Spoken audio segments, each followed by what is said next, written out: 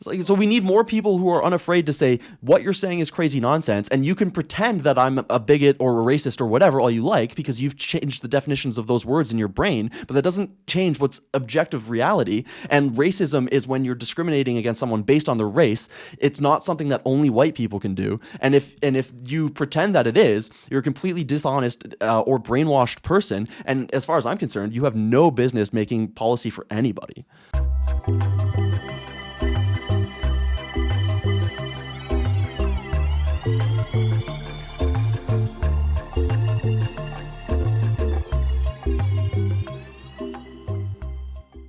Hello, everyone. Thanks for watching and listening. Quick note about the audio. There was an issue with Schmitty's mic that we didn't notice until after we'd finished recording, so it doesn't sound good. I did what I could in post to try to clean it up, but could only do so much. So very sorry about that, and we'll try to get it fixed for the next one. But I'm going to publish this anyway because we recorded it, so try to enjoy it, I guess. So, sorry. All right, take two. So we're here at Go FU News. Good to see you again, Ted. It's been a while. It has been a while, yeah. And a lot has happened since we spoke the last time. Several things have happened. I mean, none of them really big. It's big stuff in the States, that's for sure. The whole... everything? Like everything that's been going on. Trump getting shot, Biden getting dropped out of the race there. Despite the fact that he's still their president, which is the most hilarious thing. And also the fact that... Nothing to see here. Well, what's really funny is sorry, folks. Quick tangent on American politics because it's kind of wild. We'll get back to the Canadian politics in a second. But like the Democrats have been going on for however long about it'll be the end of democracy if Trump gets in, and then they just do a hot swap of their candidate and disregard all of the votes that had said Biden was their guy, and now it's they voted Biden. VP but Capitals. Then when they realized they voted in the courts, they were like, oh man, that level of gaslighting was insane to witness. Like people publishing articles about how his age was his superpower. Well, we can all clearly see that he's senile, and then it's like all of a sudden like a switch flipped, and then oh man, it's okay for everyone to point out how senile he is. Yeah, one day with the one guy was like, the debate. This is the best Biden. He's the sharpest. And then the next clip of him the next day was like, he's so sharp in private. It's like, are you sure? Yeah, it's like they sent out a press release saying, "Hey guys, it's time to now tell them that Biden can't be there anymore." And they're like, they all did it. It was a very like the emperor has no clothes moment, or it was like the debate was the small child being like, he's naked. Yeah, exactly. and we've been yelling he's naked for 8 years because he's been crazy for about at least the last 4. Like when he was campaigning, we were like, dude, he can't speak. It was very tough to watch that debate. Anyway, sorry folks, the quick American touching on the shit show that is their politics. It's a nice distraction, and it sort of like makes me feel not as bad. Yeah. I feel like when I listen to Canadian politics, I get sad because it's just a sad state. I mean, I'm kind of sad about it either way, but that's not good for morale. So we're not gonna keep that attitude. We're gonna be positive. We're gonna be optimistic. I mean, look at the polls here. Trudeau is poised for a historic loss. Not if they join forces. But so it was making me laugh the other day. Somebody pointed out. So I don't know if you recall a few months ago, Trudeau. The polls were bad. They're like they are now, and to sort of reassure his MPs, he was like, you know what?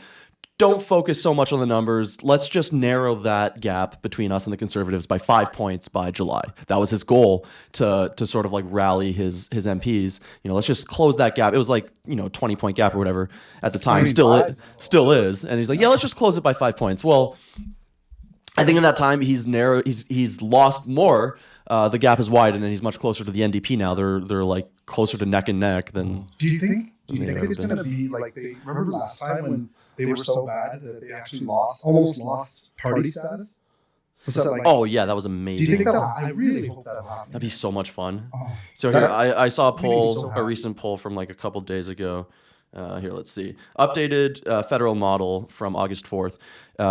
Conservatives are poised to win 212 seats, which is 93 more than the last election, and the Liberals 69 seats, which is 91 less than the last election. So the Conservatives poised to win a super majority. Well, I mean, they lost that one riding, right?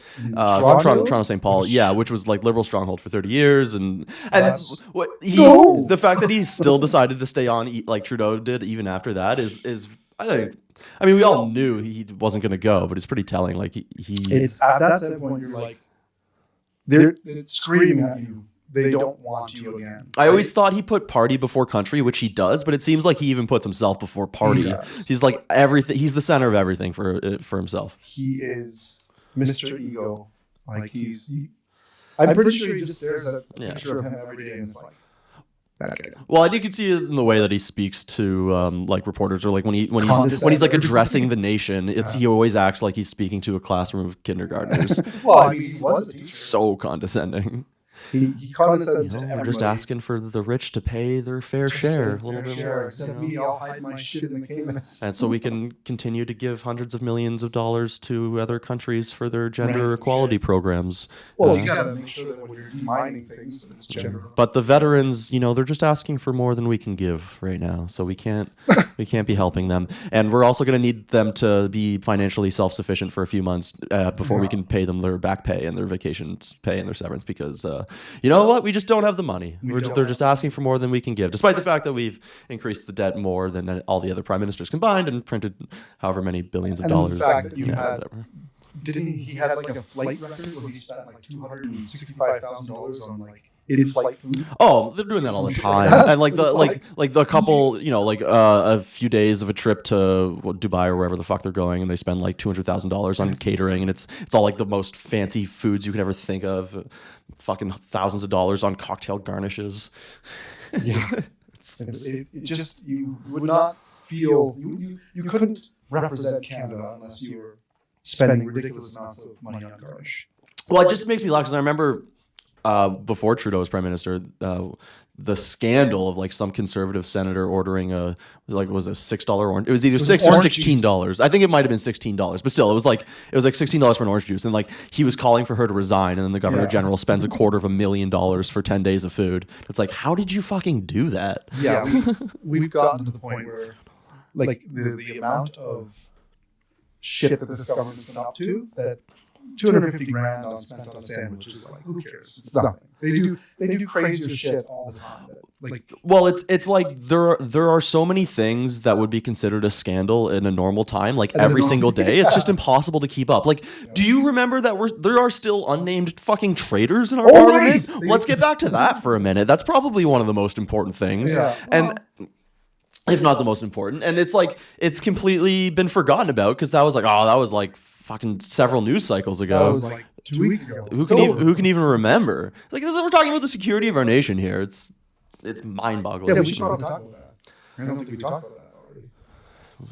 The fact that the NSI cop report that was like, there are straight up traitors in our government. Like literally definition of treachery. Yeah, which is still, isn't it still a punishable offense? Like, can you? Well, here's the thing. Like, if you are actually found to have committed treason, then like that's a law in the books. There are punishments for that. But like, there's a bunch of these like gray areas about like foreign interference where we don't actually, like, you might not be breaking a law in our like criminal code, right? Because I thought they were though. I thought it was like straight up by definition, by the law. No, well, treason. Well, it depends. Like, there's been debates about that because, and this is why people want to see it like unredacted stuff, but for whatever reason, obvious reasons, you can't because of national security. But if you're like stealing military secrets or scientific secrets and selling those to like a foreign government, that is like by the book definition treason. Yeah. But there's these gray areas about foreign interference where some of this stuff, like peddling influence or using. But I thought it was. By definition, something like it's something like giving, like helping out another country at the detriment of this country, which is what they're doing. Yeah, there are probably some. Well, then this is the debate, right? And it's impossible to know because we don't even know who we're talking about here. But it's like, we have no idea. They're still there.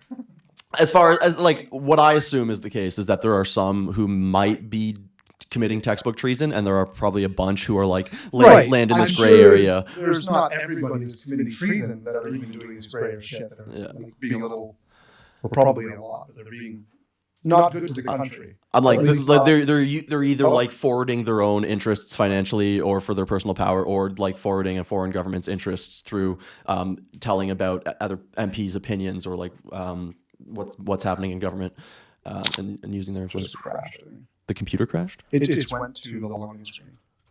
Well, is it still recording? I do not. Fix your shit, Tim. Still recording? Yep. Okay. That was weird. So maybe I just have to touch it every once in a while so it doesn't go to the lock screen? I guess I didn't think it would do that when we were recording, but I guess it does. Okay. I'll touch it every few minutes, just like in real life.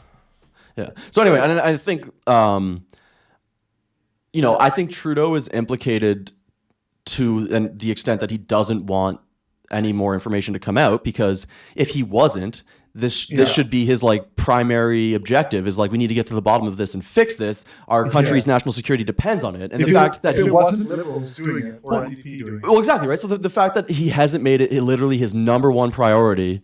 Even if there was one Conservative that did it and like 15 Liberals, it would still be in his best interest to be like, look, they're doing it too. Like the Conservatives are just as bad, and like, blah, blah, blah. We gotta fix this, right? You could rally against that. But the fact that he hasn't come out at all tells me that it's probably just mainly Liberals. Well, it tells you that the consequences of more information coming out is greater than the benefit would be for him, because he's always doing things in a calculating nature. So if he thought he could get more benefit, he would make it a priority, and it would be the number one news item every single day until it was fixed. Yeah. So the fact that that's not happening means I think he's implicated in such a manner that it's like he would face serious consequences when and if all of this comes out. So if he gets out of office, is there any way to pursue it then? Like, or is this just like it's already been swept under the rug, it's over?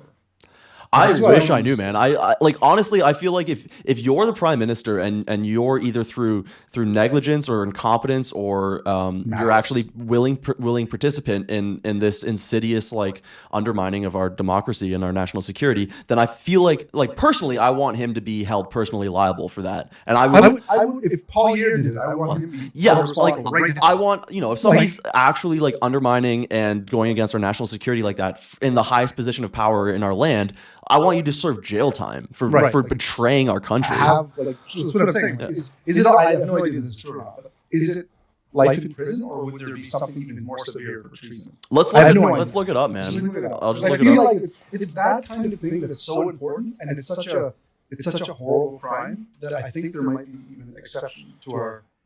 It's probably life in prison, but you never know. Okay, so here's the Government of Canada website, Criminal Code, 47. Brackets 1, everyone who commits high treason is guilty of an indictable offense and shall be sentenced to imprisonment for life. Okay, so damn it, I was hoping it'd be like they'd die. Well, like execution. It'd be more like visual. You know what I mean? Like getting. I guess you can have a court thing where they plaster the trial on it. I don't know. It's such a terrible crime that it's like you need to dissuade people from doing it.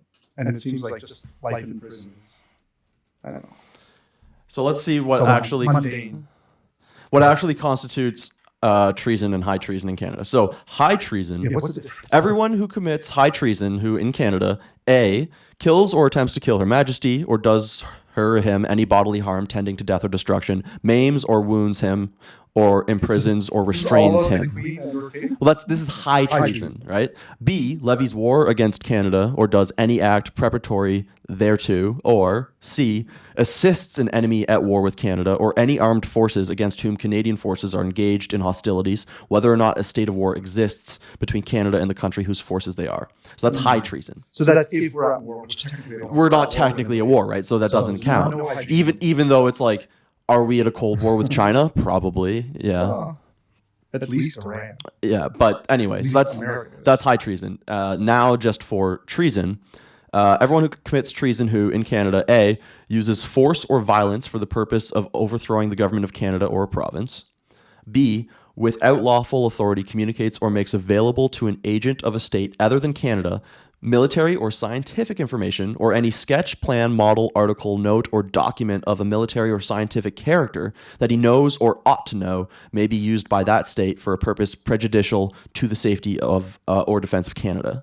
So basically, share any military or scientific secret for another state that you know is going to go against the defense of Canada. Okay. So that you could say that China would be part of that.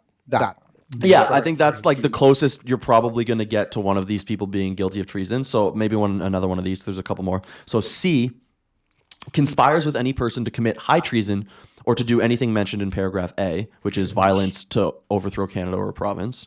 Which I don't think that's probably not there. Probably not. And then D, forms an intention to do anything that is high treason or that is mentioned in paragraph A and manifests that intention by an overt act.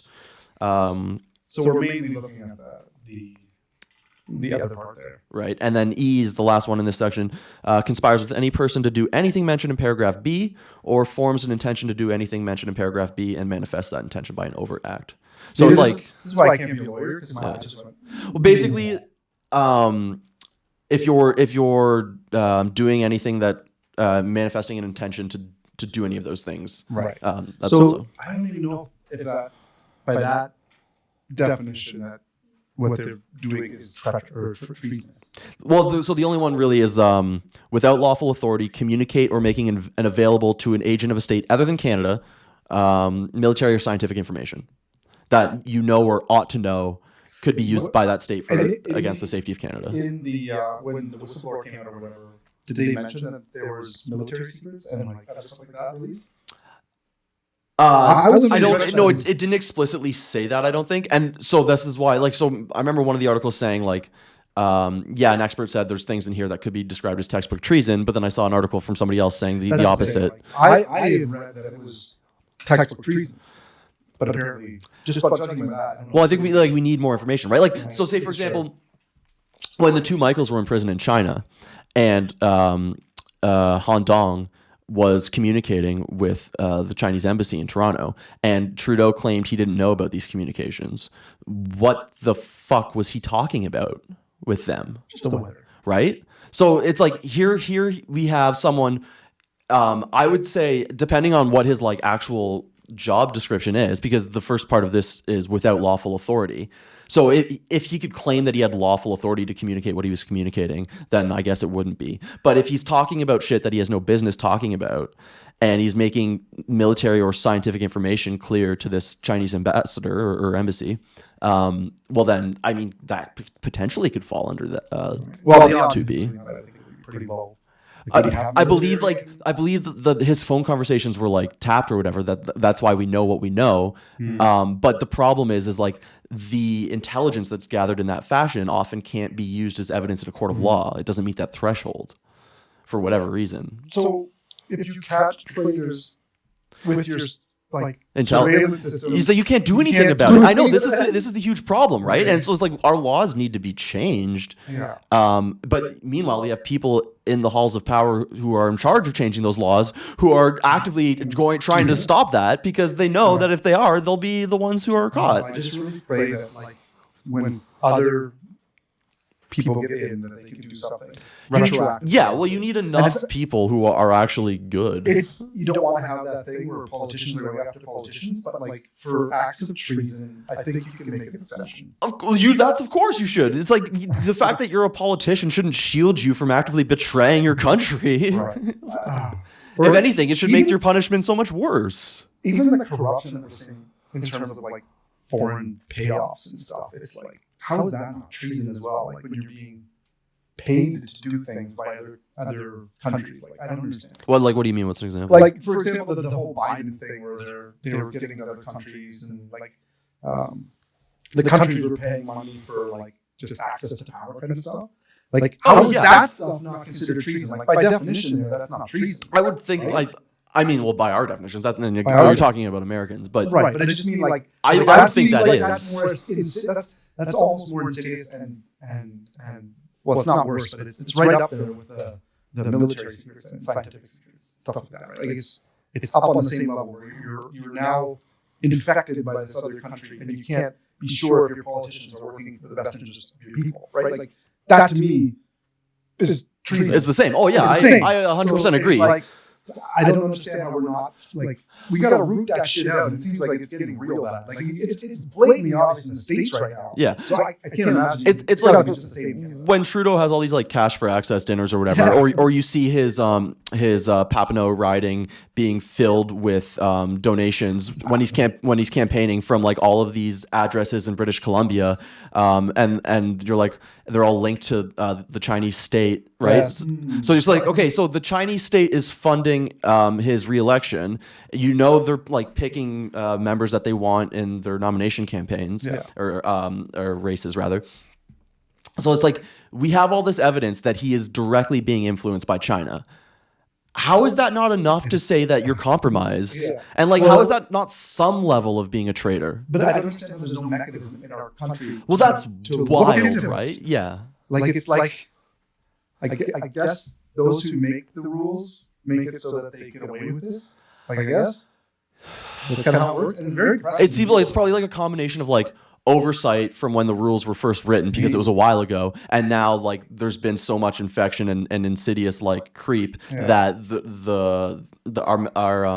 there's too many people who have their hands on the levers of power who have no interest in fixing this because they're complicit. Well, it's like if Trudeau was as bad as he is now, but you knew he wasn't corrupt, like if you knew he was doing it from the heart and then it was his own thought process and it wasn't buy-offs from like foreign agencies, you could live with that. You could be like, okay, well, it's not my candidate, but at least in good faith, he's trying to do what he thinks is right. In this case, you're just like, I have no idea why he's making these decisions. They don't make sense to me, and to me, it seems like he's making them on part of other people, like other countries and other states and stuff. I can't be certain that this is because this group of people want this certain outcome. It's like maybe this foreign entity wants this outcome instead of the people. Oh, it's the only way to make sense of his decisions because you look at them and it's like, okay, so you implemented this policy. Like, let's look at, for example, immigration. So you decided to massively increase immigration, and you consistently, even to this very day, are always saying diversity is our strength. But let's look at the results of what actually happened. What's actually happened is that there are way more people than there is housing. The price of housing has skyrocketed, especially in areas of like Toronto. It's like completely unaffordable. And then you have an increased homeless population. So and you've got newcomers coming here, sold this dream of like, oh, you can make it in Canada, and they find out everything's so expensive. They're living on the street. So the results of your policy is that like the services have gotten worse for everyone. Lots of people can't find a doctor. Lots of people can't find a place to live. And like, I mean, inflation is like perhaps not completely linked to that, but it's like that's exacerbating the problem. Oh, it definitely is. And you had more demand. Well, so in that sense, yeah. And then so it's like, okay, so that's what you did. You've had power for 9 or 10 years. This is the result of your policy. It doesn't make any sense if you think about it from the perspective of if he was approaching it, what's best for Canadians, what's best for Canada. Well, you didn't do what's best for Canadians or Canada because everything is objectively worse now. Yeah. So it's like, who did you do this stuff for? Yeah, it's like it's weird because you look at all the like Alex Jones crazy shit, and he talks like so much, like you just like, I can't believe it. But every once in a while, something he says makes like it comes out as being accurate. And the same thing here, we're like, could they really be doing this just to like further some like Soros, right? He has the what is it called? It's like the open borders thing. Like that's his open borders policy. That's his like dream or whatever, right? Is to have open borders with everything. And it's like, okay, you don't want to believe these crazy Alex Jonesian stuff, but like when you see the results are not being good for Canadians, it's not being good for the people that are moving here. It's not being really good for anybody. Who is this servant? And it's like, all I can think of is this is some crazy person's idea that he's trying to get this through, and maybe he's funding it. Like nothing makes sense. It's either it's either gross incompetence and not understanding anything. So he's like just like the biggest retard in the world. Yeah, which could be. Or it's like if you had any agency and you were trying to do what you're doing, then it's like, well, okay, well, the only possible reason and motivation would be something crazy because it doesn't make any fucking sense. Well, I don't know if this is true or whatever, but I remember hearing somewhere that basically Soros said that he wants to get rid of the United States. Like he hates the system and how it is. And so he's been trying to implement all these policies that will be like create the downfall of America. What kind of a psychopath do you have to be? That's just it.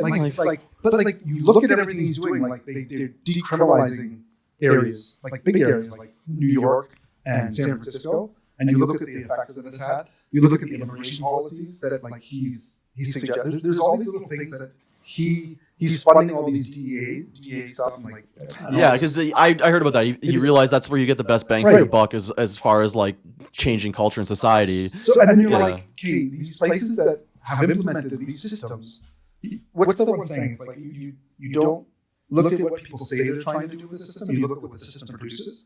Yeah, and look at the results of their actions, and then judge them. And you look at it, and it's crumbling society. Mm-hmm. It's like, well, maybe that's the intent, right? Like maybe that's what he's trying to do here. Yeah, it doesn't matter what you say. What are you doing? And you look up here, and it's like the same thing. It's like, and this could all be conspiracy model. It probably is. But like when you look and you see the outcomes that we're having, and they're not even close to be what the stated goal is, you're like, what else can you think? It's like you're either horribly incompetent, or there's a bigger picture. And I think people are always like, we look at this conspiratorially because we want to see the bigger picture as having meaning, right? We don't want things to be just chaos because somebody's stupid. We want them to be like, even though there's chaos, there's actually a bigger picture behind it, and there's a purpose for why this is happening. But in the end, I don't know if that's true. It's like, it's so messed up that I can't even be like, that when you put like a conspiratorial bend on it, it's the only thing that can make any kind of sense. Yeah, well, and it's no relief even if that's the case because the end result is the same. Yeah, it's terrible. So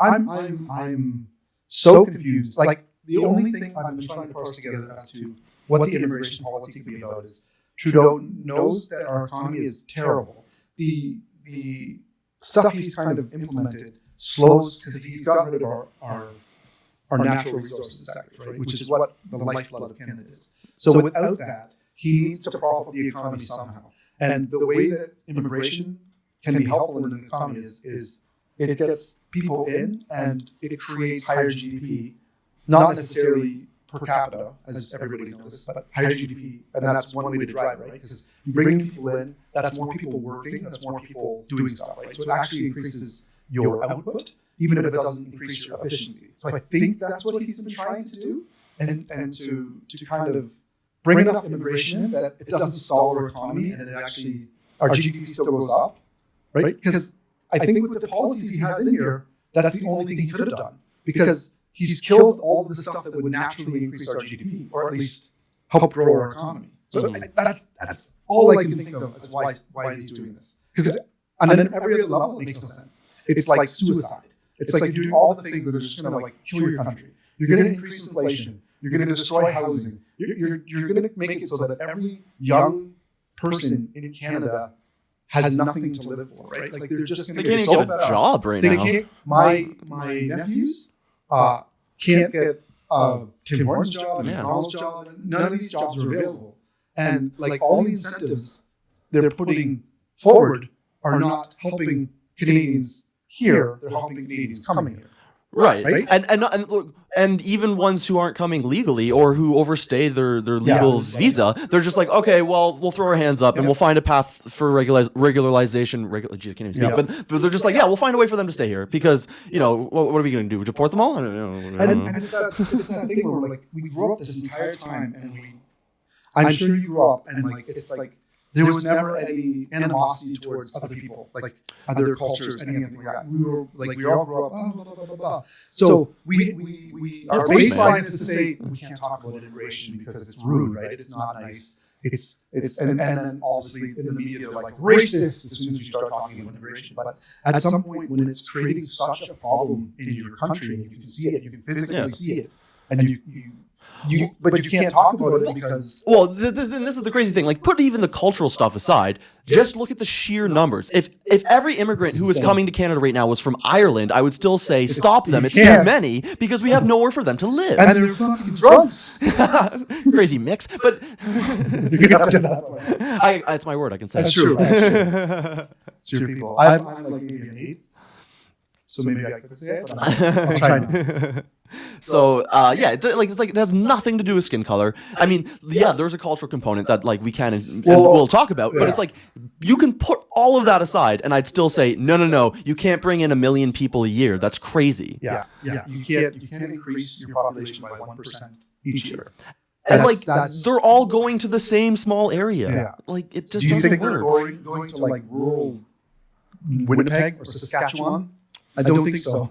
Like, yeah, but like, I mean, even if they do spread out, like what we were saying, is now you're taking jobs away from young Canadians. Yeah. Like, this is a real problem. We were just in small town Nova Scotia a couple of weeks ago, and it's like this tiniest touristy little town you've ever seen, and 90% of the people working at the Tim Hortons there were brown, which like nothing against brown people. It's just it was surprising to me. It's just like 5 years ago. Well, you couldn't find a brown person. this is my point. Is like I remember being at the Tim Hortons basically like every year for the past 20 years. But like, I have a feeling that it's just going to happen regardless. Just because. Sure, like that's fine, but I'm saying like if there are then young people who were already living there who were like, yeah, I'll get a job at that Tim Hortons when I'm in high school or whatever. Well, like I said, my nephews can't get a job. Yeah, they just can't get one, and they've been trying. It's like you have no skills because you're young. You need to get those skills. But you can't get those skills because you haven't got them yet, right? You know, it's like you got to get this job, so you need experience. You don't have the experience because you can't get the job, so they're just stuck. Yeah, no experience. It's like you can't just have people like that. Like it's stunting their growth. It's stunting. And then you put on top of that, they'll never buy a house. They know they'll never buy a house. this is the worst part about all of it. The nihilism and despair of these young people. Like, thank God I purchased a house in 2017. I got incredibly lucky. No skill on my behalf. Well, It was just luck when you happen to be born. Yeah, exactly. Like I felt like I was climbing a ladder that was burning as I climbed the rungs in order to get this place.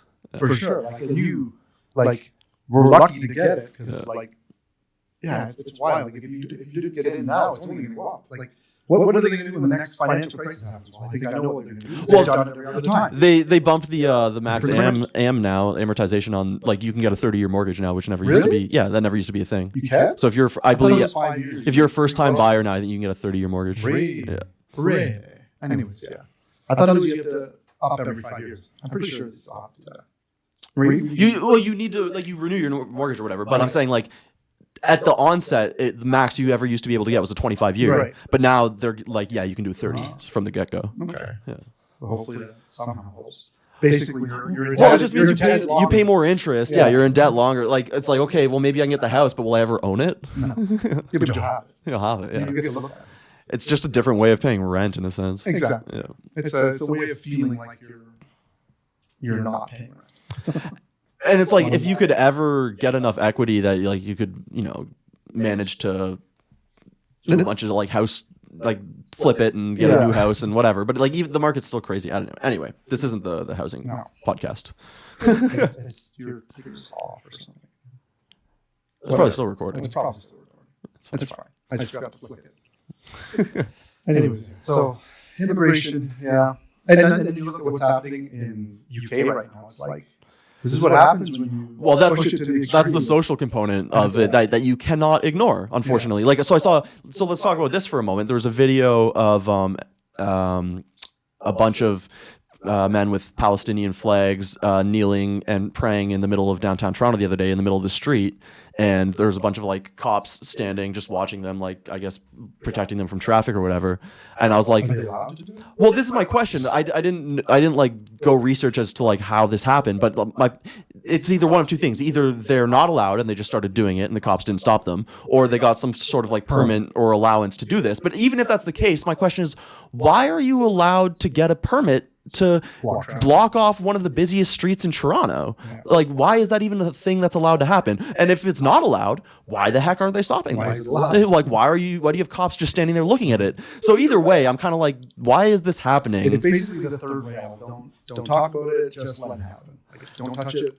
Just if you touch it, you're gonna get burned. And then it makes you ask the classic question. It's like, okay, so if a bunch of like Christians just decided they were gonna start having like Sunday mass in the middle of the street, If they got burned. but even still, like, why would you be allowed to shut down? Like, you Well, have you can do it for parades. like, sure, if it's a parade, but it's like churches and mosques and temples and synagogues and whatever exist so that you go do your praying there. You don't have to shut down the middle of the street. Right. Well, I need to know more information before I can talk about that. Because if they did have a permit and if they're allowed to do it, But whatever. even still, it sucks. But, like, well, I just don't understand it. They're shutting down the street, but they're trying to make a point, right? They're trying to, and that's how they're doing it. They're trying to get people's eyes on it. So as long as everything's legal, Sure. should it be legal is the question. Well, this is my thing. It's like, you want to have an outdoor prayer, and I've seen them do it in parks and stuff Because too. you never know. Maybe in like 10 years there'll be a Christian thing that you'll want to put eyes on. Maybe you'll do the same thing. Like it could come that way at some point. You never know. But it's just like, as long as it's legal, do it. If it's you're doing a two-tiered system of justice, then yeah, fuck off. Don't do that. Like, well, if you're just allowing them to do well, it speaking of that though, like these are the same groups of people with the Palestinian flags who are like literally chanting for death to Jews on the streets, which is like that is illegal. You're not allowed to incite genocide in Canada, I'm pretty sure. But as far as I know, none of those people. You never see like cops breaking those up. Yeah. Well, as long as it doesn't become actionable, right? the Harvard president or whatever. As long as they're not. That was the craziest thing. Yeah, it was so wild. It's like, what? You could just say, yeah, in the code. Like, all they had to say was, in our codes, we have to actually see like violence happening. It sucks. I don't agree with it. Sorry, for anyone who doesn't know, the presidents of like Harvard and a couple other Ivy League schools were dragged before. I think it was like some Congress hearing or whatever, and they basically said, calling for death to Jews is not against our code of conduct as long as it's not actionable. Which I don't know what that means in that context. It means if you're starting to commit genocide. Okay, so you can't literally start the genocide, but calling for it is cool. Which that's like, you can yell fire in a non-burning building, but as long as you didn't set a fire in the burning building. Yeah. You just did it, right? Yeah. Isn't that how that works? People from Harvard are too smart for me. I don't understand. I should start plagiarizing stuff so I can also. So she's not the president anymore, but she is still a tenured professor and has the same salary, despite the fact that it was also revealed that she plagiarized like her main thing that got her position. Anyway, quick little sidebar. It's just, we're in a topsy-turvy world. It's like you can't believe your own lying eyes. Is that the saying? You see stuff and you're like, this is what's happening. And people are like, no, it's not. Don't believe the evidence of your eyes and your ears. Yeah, don't believe your lying eyes. And it's everything is like that these days. It's like even we were going to talk about the whole UK riot stuff. How they came out and they were like, oh, it's an immigrant. There was an illegal immigrant that did all these killings, and then it sparked the riots and all this stuff and everything. Well, you mean like that like tweet that was wrong? Right, the tweet that's wrong. It's like, there's the misinformation and disinformation on both sides is just wild. But it's like they want to say that it was the disinformation that caused all these riots instead of there's something that's been boiling over for a very long time. Maybe we should get at the root cause. Instead, they're just focusing on, they're like, hey, social media is bad and it can cause disinformation that can cause all this stuff. So we need to crack down. We need to censor everything. It's like... Yeah, and pretend it has nothing to do with like the 50,000 immigrants coming over illegally every year. Or the policies you put in. Like the big thing that I was reading about is that for a long time, these groups here have felt like one group can do something and another group can do something else, and the justice for each is completely different. Like it's completely biased towards whatever group you're in. And so, of course, that's gonna spark animosity and resentment, right? So you're gonna have these like people getting really, really mad. And when you keep telling people that, because what I was reading about is like there was these like almost like sex rings that were going on that were known about, but like weren't being grooming gangs. Basically, they weren't being punished, and so like groups of people would kind of rise up and be like, "Hey, this is happening. Like look at it, look into it, blah blah blah," and they still wouldn't do anything, and it created like all this anger and resentment, and so people in these areas were like, "Hey, if you're Muslim, you can get away with anything. And if you're not, you're screwed, right? Like you can't say anything about it, you have to fight about it." They would censor anything that would be talking about it. I think one example was like these 3 men were charged with rape or whatever, and instead of getting jail time, they were given like community service, and they were still working at whatever their jobs places were at. And so a group of, I think it was Irish like men came by and like basically put up signs that were like, rapists don't use their business because these are the people here. And those guys got charged with like having a criminal, like the people putting up the signs were charged. No. And it's like you see that two-tier system. It's wild. Or like the people getting dragged to jail for like a Facebook comment. Yeah. Well, That's, I mean, UK is wild. Depends what the comment is, but yeah, the UK is wild. You saw that video of like the cops showing up at that elderly person's house because of. I didn't know.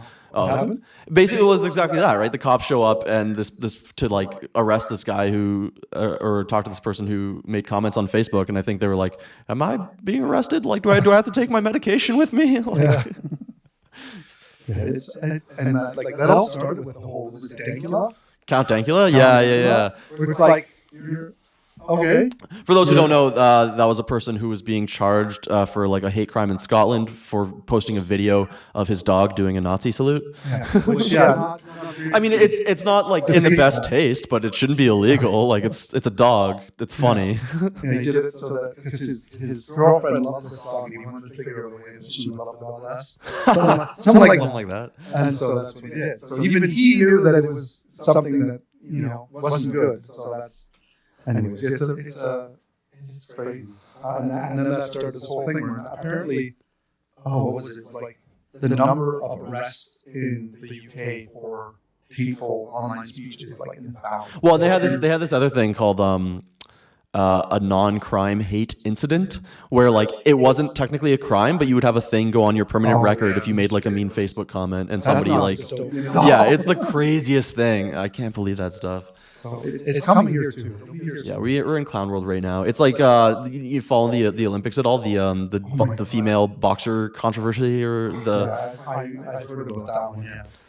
So they just won gold. That person, the Algerian, I think. I could win gold. I know boss. Put me in there. Put me in, coach. Yeah. Oh man. I would destroy. It wouldn't even be close.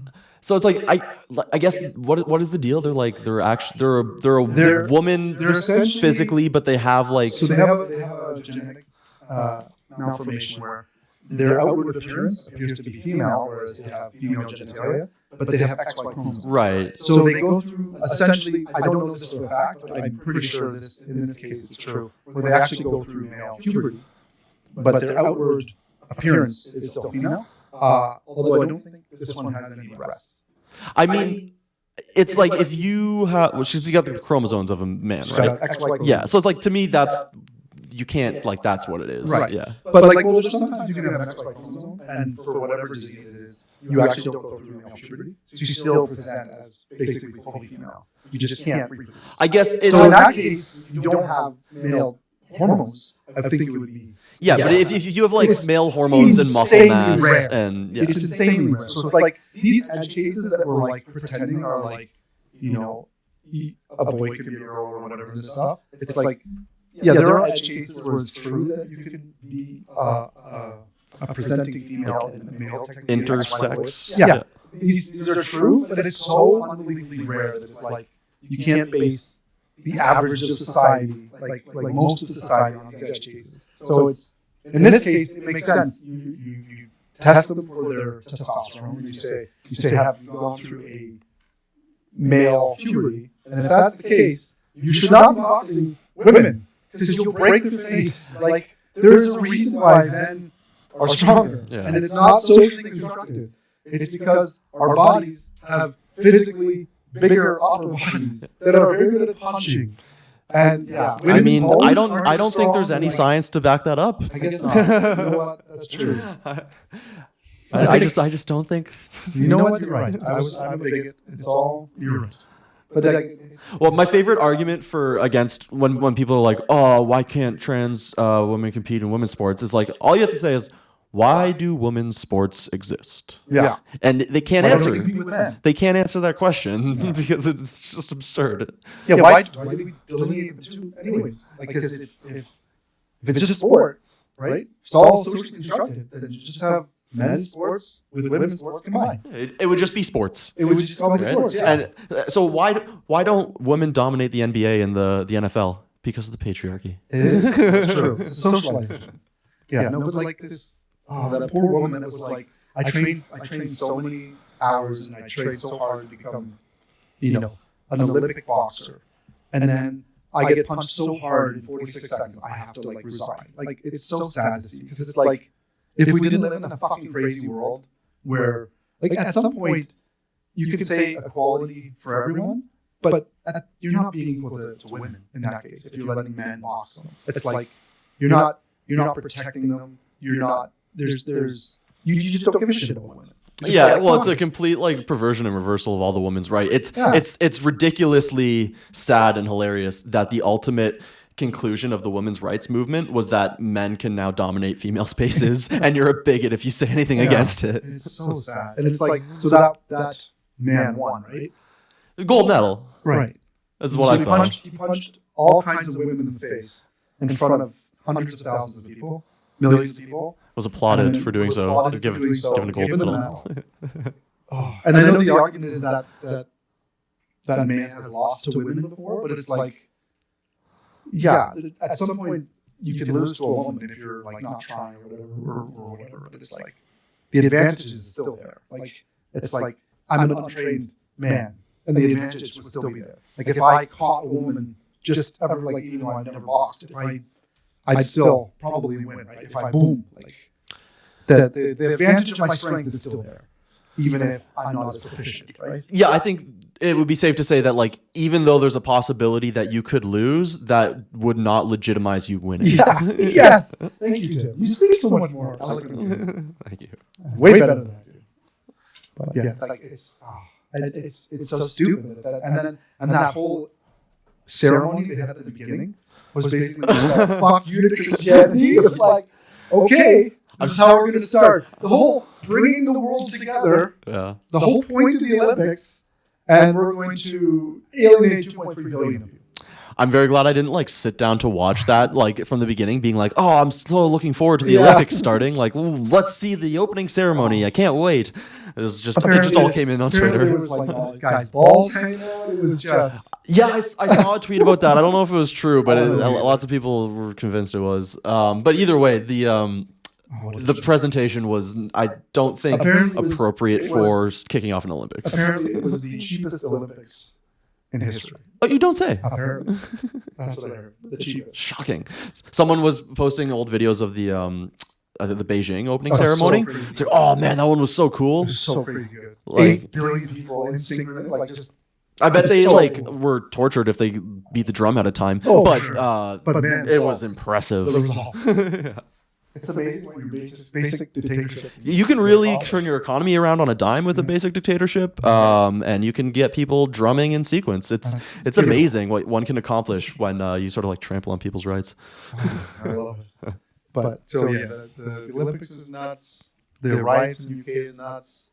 Biden just kind of losing the debate was nuts. It's like quick thing on the riots in the UK again. So Keir Starmer, the British Prime Minister, who's like denouncing all of the rioting. Someone like posted a video of him basically advocating for the BLM riots. Oh, of course.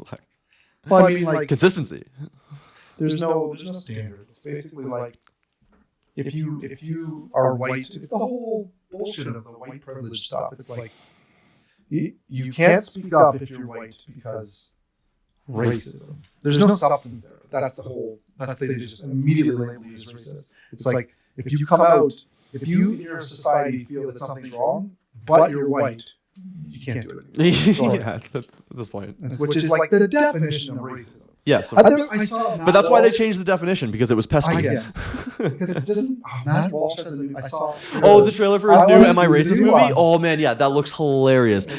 Somebody commented, it was so funny. It's like, I did not have Matt Walsh becoming the conservative Borat on my 2024 bingo card. But like that, I want to see, because that'll just be entertaining. Oh yeah, that'll be a good one. Horribly sad. Well, it'll definitely be sad, but I think it's great that he can still get people to not recognize him as Matt Walsh and like get away with this stuff. I mean, he had a little bun in his hair. Yeah. Good. Let's touch on one more thing here that I wanted to talk about, because a lot of people are making a big deal about. So there was some tweets that started showing up that were the same, praising this conservative rally. And so now people are like, oh, look at this bot farm that the conservatives are using. Pierre Poilievre has a bot farm, and it's all over the liberal media. Every single politician have a bot farm. This is my point. Is like you can find bots supporting basically every politician under the sun on Twitter, and also there's been plenty that are pro Trudeau that we've seen over the past years. So the fact that like liberal media is all of a sudden making a big deal about these supporting the Conservatives This is the first I'm hearing this. Yeah, it makes sense. It seems incredibly desperate, and it's just kind of like, why are you even paying any attention to this? It seems like I don't know about you, but it seems like they've kind of given up. It seems like they know they're going to lose. Well, I think they know they're going to lose to get the much shit out right now. They're trying to get all this garbage passed, and I think they know they're toast. So I'm just hopeful that a lot of the stuff they put in from now till they get kicked out will be reversible. Because I'm hoping it's not, I hope they don't leave us with such a.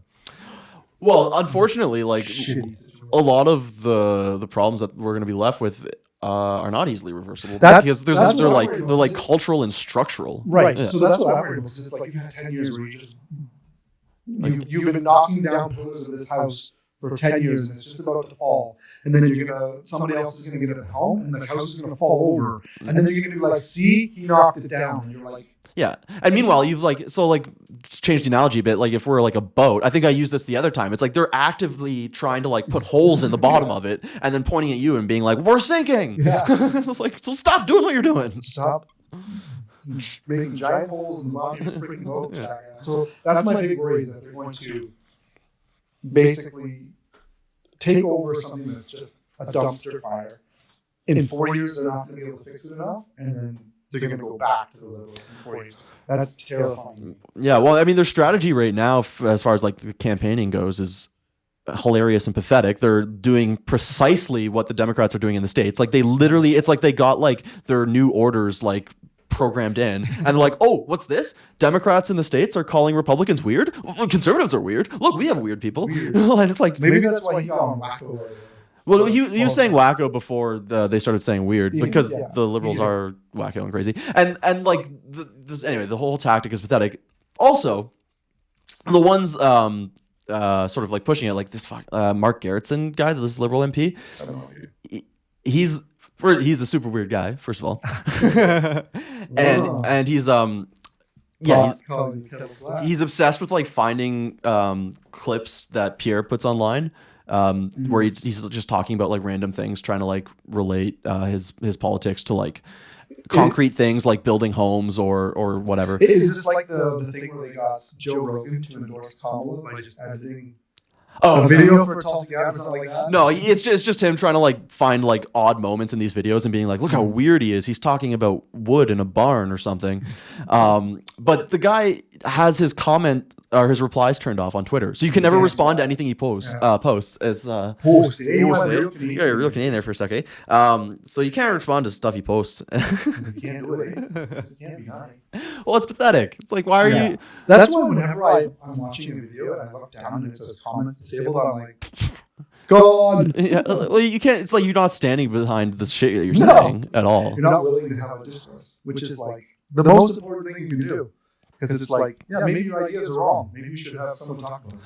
Maybe my ideas are wrong. Maybe I should have someone and then their excuse is always like, oh, well, there's so much like hateful harassment online. It's like, yeah, because you say crazy bullshit and people are calling you out on it. Or they're calling you out on the shit that you have or haven't done over the past many years that you've been in power. And you just don't like it. The biggest problem with society these days is our skin is so thin. Exactly. No one can take a comment. Nobody can take a comment. Nobody can be like, they all want to call this person hate. said something hateful to me. Yeah. Who gives a fuck? Exactly. It's like, oh, I'm being harassed. It's If like, you say- you're a public figure and someone's saying something to you? Oh my God, harassment. Yeah, it's like you hear something you don't want to hear, and it's immediately, daddy, stop them, instead of, shut up. Yeah, I think it's hurting. Sticks and stones. Exactly, what? man. It's severely hurting our country because we can't have these difficult conversations anymore because there's too many people in the room who go, that's offensive to me. You're hurting my feelings. This is an unsafe space. You're triggering me. And it's like, okay, our politicians used to call each other out and have duels with like pistols when they disagreed. Okay, you can handle some harsh words in a harsh tone. Like this isn't harassment. If someone has a terrible idea, they need to be forcefully called out on it, because otherwise, if everyone just sits around and goes, "Oh, I don't want to say anything because I don't want to be mean," then we end up having all of these terrible policies that don't work because people are. It's exactly why we're here, because people were afraid to be mean, and now you have a large subsection of the population standing up up in the halls of power saying men can be women and they should be able to go into their spaces. And now all of a sudden, too many people have agreed that that's a regular thing where you're called a bigot if you say, no, that's crazy nonsense. Yeah. So we need more people who are unafraid to say what you're saying is crazy nonsense, and you can pretend that I'm a bigot or a racist or whatever all you like because you've changed the definitions of those words in your brain, but that doesn't change what's objective reality. And racism is when you're discriminating against someone based on their race. It's not something that only white people can do. And if you pretend that it is, you're a completely dishonest or brainwashed person. And as far as I'm concerned, you have no business making policy for anybody. Yeah. Well said. Good rant. Thank you. So I think on that note, let's call it. That's been a good conversation. Thanks for hanging out, everybody. Thanks for listening to another episode of Go FU Newscast. And God bless Canada. Peace.